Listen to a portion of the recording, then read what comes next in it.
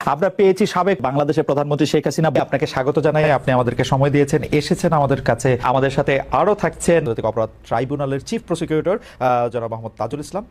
জনাব মোহাম্মদ তাজুল ইসলাম, আপনাকে আমাদের অনুষ্ঠানে স্বাগত জানাই। জনাব তাজুল ইসলাম, মানে ব্যাপারটা একটু উইয়ার্ড কিনা, আমি প্রশ্নটা ইলাবোরেট করলাম না। মানে ধরেন আমরা আপনাকে যে আদালতে আসলে ডিফেন্স লয়ার, সেইটাতে আপনি যখন এটার মধ্যে কেসটা কনস্ট্রাক্ট করতেছেন, বিপরীতে যেই থাক না কেন, এটা আপনি কিভাবে দেখুন?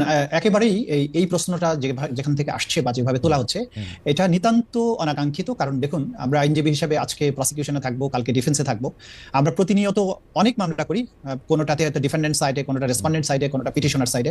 আইনজীবীর কাজই তাই। আমরা আমাদের ক্লায়েন্টের ইন্টারেস্টকে সার্ভ করব একটা জুডিশিয়াল প্রসেসের মধ্য দিয়ে, এবং সেক্ষেত্রে আমার ক্লায়েন্ট কোর্টে যাতে ন্যায় বিচার পান, সেই যুক্তিগুলো কোর্টের কাছে তুলে ধরে কোর্টকে একটা সঠিক সিদ্ধান্তে পৌঁছার ব্যাপারে সাহায্য করাই হচ্ছে আইনজীবীর কাজ। একসময় আমি ডিফেন্সের পক্ষে কাজ করেছি, তাদের ইন্টারেস্ট আমি সার্ভ করার জন্য চেষ্টা করেছি, তারা যাতে সর্বোচ্চ ন্যায় বিচারটা পান সেই ব্যাপারে আমার সমস্ত মেধা আমি ব্যয় করেছি। এখন আমি প্রসিকিউশনের পক্ষে কাজ করছি। দেখেন, যারা কনফ্লিক্ট অফ ইন্টারেস্টের কথা বলে, সেই সময় আমি যাদের পক্ষে মামলা লড়েছি তারা কি এই মামলার বাদী অথবা তারা কি এই মামলার আসামি? তারা যদি এই মামলার আসামি হতেন তাহলে কনফ্লিক্ট অফ ইন্টারেস্ট হতো, যে একসময় তুমি তাদের পক্ষে মামলা করেছো, এখন তাদের এগেইনস্টে করছো, সুতরাং এটা কনফ্লিক্ট অফ ইন্টারেস্ট। এখানে আইনজীবীকে কখনো নিরপেক্ষ হওয়ার কোনো ব্যাপার নেই। নিরপেক্ষ ইন দ্য সেন্স যে আপনি একদিন আপনি ডিফেন্সে কাজ করেছেন বলে আরেকদিন প্রসিকিউশনে যেতে পারবেন না, এই ধরনের নিরপেক্ষতার প্রয়োজন তো এখানে নাই। কিন্তু এখানে যেটা দরকার, যেটা রাসনা ইমাম খুব ক্লিয়ারলি বলেছেন, একটা হচ্ছে যে অভিজ্ঞতা এবং কম্পিটেন্স। যে এই মামলা পরিচালনার ব্যাপারে যে ধরনের অভিজ্ঞতা দরকার, যে ডিটারমিনেশন দরকার, বাংলাদেশে যে ম্যাসিভ স্কেলে যে ক্রাইমস এগেইনস্ট হিউম্যানিটি হয়েছে, আমাকে আয়নাঘরের গভীর অন্ধকার থেকে যে এভিডেন্সগুলো কালেক্ট করে আনতে হবে এবং সেটাকে প্রপারলি আদালতের সামনে ইন্টারন্যাশনাল স্ট্যান্ডার্ড, দেশীয় স্ট্যান্ডার্ড মেনটেন করে প্রেজেন্ট করার জন্য যে স্ট্রং ডিটারমিনেশন দরকার, যে অভিজ্ঞতা দরকার, যে এক্সপার্টিস দরকার, সেটা আমার আছে কিনা, সেটা আমি রাষ্ট্রের পক্ষকে সার্ভ করার জন্য আমি কম্পিটেন্ট কিনা। এবং এখানে আমি 100% আমি রাষ্ট্রের পক্ষে, আমার তো নিরপেক্ষতার প্রয়োজন নেই, আমি 100% রাষ্ট্রের পক্ষে নিরপেক্ষ থাকবো। যদি ন্যায় বিচার নিরপেক্ষ হতে হবে, এখানে জাজেসদের, এখানে আদালতকে নিরপেক্ষ হতে হবে। আমি একটা সাইড, ডিফেন্সের আরেকটা সাইড থাকবে, দুই পক্ষ তার ক্লায়েন্টের বেস্ট কেসকে এখানে প্রেজেন্ট করার চেষ্টা করবে। সেই ক্ষেত্রে কোনো আপোষ করার কোনো সুযোগ আছে কিনা আমি জানি না, কোনো আপোষ করার কোনো সুযোগ আছে বলে আমি মনে করি না। বেশ ইসলাম, এইটা অবশ্যই একটা খুবই ফাইন লাইন আইন কানুনের, যে আসলে লয়ার একটা পক্ষ কিনা, কারণ অথবা লয়ার আসলে এই পুরো বিচার ব্যবস্থারই অঙ্গ কিনা, সেটা নিয়ে আসলে বিস্তর একাডেমিক আলোচনাও চলতে পারে। আমরা একসময় নিশ্চয়ই সেটা করব। আপনি যেরকম ভাবে বলতেছেন যে আপনি একটা পক্ষ, সেটা কোর্টের মধ্যে অনেক কোর্ট আপনাকে পছন্দ নাও করতে পারেন। মানে এটা হচ্ছে যে আমার অভিজ্ঞতা আমি দেখছি, আপনি যখন বলবেন যে আমি একটা পক্ষ নিয়েছি, তার কারণ যেসব অপরাধের কথা বলা হয়েছে, একটা অপরাধও তো আমি করি নাই বা আমরা কেউ করিনি। যেমন আবু সাইদের হত্যার কথাই ধরো, আবু সাইদকে হত্যা করার কথা বলা হয়েছে। আবু সাইদের বাবা সে যখন সাক্ষী দিল, কি বলছে? সারা বিশ্ব জানে আবু সাইদ বুক পেতে গুলি নিয়ে মারা গেছে। আবু সাইদের বাবা ট্রাইব্যুনালে যে সাক্ষী দিল, তার ছেলের মাথার পিছনে গুলি, যখন তাকে গোসল করায় তখনও মাথার পিছনে রক্ত। যদিও মামলা চলাকালীন সময় প্রসিকিউটর বলছিল যে পিছনে না, পিছনে সামনে সামনে। তারপরে আবার পরবর্তীতে এক সাংবাদিকের প্রশ্ন, সে বলছিল হ্যাঁ মাথায় পিছনের কথাটা বলা আমার ভুল হয়ে গেছে। মানে সাক্ষী যাদের শিখিয়ে পড়ে নিয়ে এসেছে তারা আসলে সঠিক কথা বলতে পারেনি। আবু সাইদের হত্যা, মুগ্ধর হত্যা, তারপরে 7.62 বুলেট যেটা ব্যবহার করা হয়েছে 2024 সালের 15 ফেব্রুয়ারি পর থেকে, আমি সেখানে একটা জুডিশিয়াল ইনকোয়ারি কমিশন গঠন করে দিয়েছিলাম হাইকোর্টের জজ সাহেবকে দিয়ে। ডক্টর মোহাম্মদ ইউনূস কিন্তু সেই এনকোয়ারি করতে দেয় নাই। অবৈধ অস্ত্র, থানা লুট করে অস্ত্র, সেগুলি কোথায় গেল সেগুলি খোঁজ করে নাই।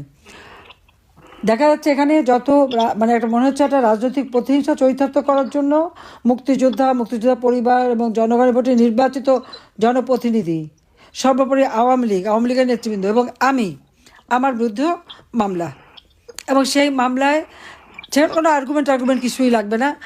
তারা নিজেই একজন আইনজীবী ঠিক করে দিয়েছে। সেই আইনজীবী আবার যখন জজ সাহেবের সাথে কথা বলে, সেটাও আবার প্রচার হয়ে গেছে যে সে আইনজীবী খুব ভালো ভালো কথা বলছিল যে আমাকে মুক্তি দিতে হবে, আমার কোনো অপরাধ নেই ইত্যাদি ইত্যাদি। আবার জজ সাহেবকে বলছে আমার তো এই কথাগুলি বলতেই হয়, আমি তো বাইরে অন্য কথা বলতে পারি না, কাজে আমাকে তো বলতেই হবে, হ্যাঁ, যে না ফাঁসি দেওয়া যাবে না। আমি কি বলতে পারি যে ফাঁসি হোক? একবার আপনারা চিন্তা করে দেখেন তো কী বিচারটা হচ্ছে বাংলাদেশে, কোন বিচারটা হচ্ছে? তো এই হলো বাংলাদেশের অবস্থা। সেখানে আইনজীবীদের ঢুকতেও দেওয়া হচ্ছে না, যেটা এখান পান্না বলছেন উনি যায়নি। আর আমার বিরুদ্ধে যে মামলা, আমি তো কোনো নোটিশ কিছুই পাইনি। আর আমাদের ঘর বাড়ি কিছুই নাই, ঠিকানাই নাই এখন, এই অবস্থা। তো সেগুলো আমরা কেউ কিচ্ছু জানিও না, কিন্তু বিচার হয়ে গেছে, বিচারের রায়ও দিয়ে দেবে। তো এই যে ক্যাঙ্গারু কোর্টের থেকেও জঘন্য একটা কোর্টের যে বিচার, এটা তো কোনো ন্যায় বিচার পাওয়া না। এটা তো একেবারে রাজনৈতিক প্রতিহিংসা চরিতার্থ করা হচ্ছে বলে আমাদের ধারণা। কাজে এই ট্রাইব্যুনাল যে গঠনবিধি মেনে চলা হয় নাই, কাজে এখানে যে সব কিছু দেখা যাচ্ছে সেই আবার যেন ওই 71 সালে পাকিস্তানি হানাদার বাহিনীর যে যারা গণহত্যা করেছে তার যে বিচার হলো তারই প্রতিশোধ নেওয়ার জন্যই এটা করা হয়েছে। কাজে আজকে আমরা দীর্ঘদিন আমাদের হাজার হাজার লক্ষ লক্ষ নেতাকর্মী ঘরবাড়ি হারা, তাদের উপরে নির্যাতন চরমভাবে শিকার। আমরা আজকে যে আন্দোলনের ডাক দিয়েছিলাম লকডাউন, এই লকডাউনে আমি বলবো যে আমাদের আওয়ামী লীগ এবং সহযোগী সংগঠনের নেতৃবৃন্দ, সাধারণ শ্রেণী পেশার মানুষ, প্রবাসীরা, দেশে বিদেশে সকল বন্ধুরা এবং বিভিন্ন শ্রেণী পেশার জনগোষ্ঠী প্রত্যেকে যে অকুণ্ঠ সমর্থন দিয়েছেন এবং এই যে প্রতিকূল অবস্থা, সেই মানে ইনুসের যে জঙ্গি বাহিনী, কারণ ইনুস ক্ষমতা এসে সমস্ত জঙ্গিদের ছেড়ে দিয়েছে, মুক্ত করে দিয়েছে, হত্যাকারীদের ছেড়ে দিয়েছে। এই তারা যে অস্ত্র শস্ত্র নিয়ে তারপরে বিভিন্নভাবে কুপিয়ে কুপিয়ে মানুষ মারা, লাঠিতে পিটিয়ে মারা, গুলি করে মারা, এইগুলি করেছে।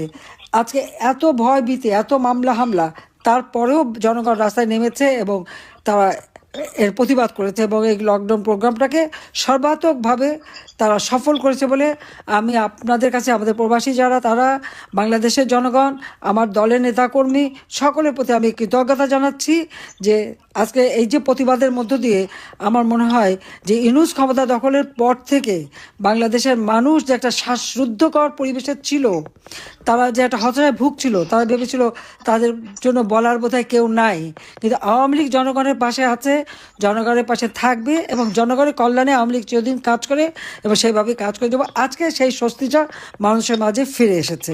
তবে আমাদের এই সংগ্রাম গণতন্ত্র পুনরুদ্ধারের সংগ্রাম, জনগণের ভোটের অধিকার আদায়ের সংগ্রাম, দেশের মানুষের নিরাপত্তা শান্তি নিশ্চিত করবার সংগ্রাম এবং যত আমাদের রাজবন্দী তাদের মুক্তি, মিথ্যা মামলা প্রত্যাহার এবং মানুষের জীবন মান উন্নত করা, আর্থসামাজিক উন্নয়নের লক্ষ্যে আওয়ামী লীগের সংগ্রাম অব্যাহত থাকবে। এবং আমাদের এই সমর্থন দেওয়ার জন্য সবাইকে আমি ধন্যবাদ জানাই এবং আন্তর্জাতিক ক্ষেত্রে যে সমস্ত বন্ধুরা, আমাদের বন্ধুপ্রতিম দেশ এবং যারা আমাদের সমর্থন দিচ্ছেন, জনপ্রতিনিধি সকলকে আমি আমার ধন্যবাদ জানাই, কৃতজ্ঞতা জানাই, সবাইকে ধন্যবাদ। আজকে আপনারা এখানে এসেছেন, আপনাদেরকে আমি ধন্যবাদ জানাই এবং আমরা ন্যায় বিচার চাই। এটা সত্যিকার কোর্টে বিচার হোক, সেটা প্রমাণ দিক তারা যে হ্যাঁ আমি অপরাধী। কোনো প্রমাণ তারা দিতে পারেনি, শুধু মিথ্যা কথা বলে এবং এই যে কোর্টে দাঁড়িয়ে মিথ্যা বলা, এটাও কিন্তু একটা অপরাধ। চিফ প্রসিকিউটর কিন্তু সেই অপরাধ করেছে। আজকে যে জজ, 2 জন জামাত ইসলামী, 1 জন বিএনপি, তারা দলীয়। এখানে তো বিচার হতে পারে না, ন্যায় বিচার হতে পারে না। কাজে এই অবস্থায় তারা মামলা চালাচ্ছে। ধন্যবাদ জানিয়ে আমার বক্তব্য শেষ করছি। খোদা হাফেজ। জয় বাংলা, জয় বঙ্গবন্ধু, বাংলাদেশ চিরজীবী হোক। ধন্যবাদ।